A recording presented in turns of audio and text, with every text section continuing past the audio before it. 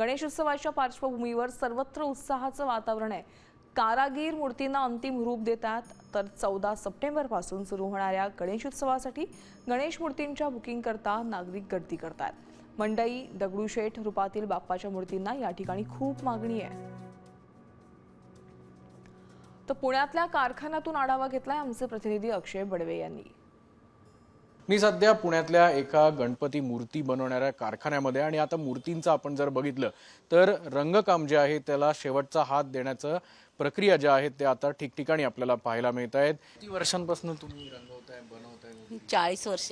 काय सांगता, 40 वर्ष झाली तुम्हाला? 40 वर्ष।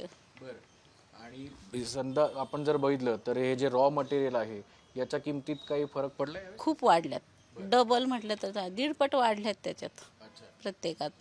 कलर मध्ये पण किंवा पीओपी मध्ये पण असे वाढलेले आहेत, मजुरी पण वाढली। जेव्हा गणपती बाप्पाच्या मूर्ती या ठिकाणाहून जातात, दुकान म्हणजे जे ग्राहक आहेत ते घेऊन जातात, तेव्हा स्टॉल रिकामा होतो, तेव्हाची एक भावना वेगळी असेल। तेव्हाची भावना खूप वेगळी, म्हणजे अगदी असं मन नाराज होतं ना, सगळं रिकामं असतं आणि आता ते भरलेलं जरासा मूड छान असतो, म्हणजे त्याचा आपण त्यांना सांभाळलेला असतो वर्षभर आणि आता एक एक घेऊन जातात। मुलगी कशी जाते त्याच्यामुळे थोडंसं वाईट वाटतं। जेव्हा या मूर्ती बनवल्या जात आहेत तेव्हा निश्चितपणे एक उत्साह या संपूर्ण गणेशोत्सवाच्या पार्श्वभूमीवर या ठिकाणी सगळ्यांच्याच चेहऱ्यावर पाहायला मिळतो।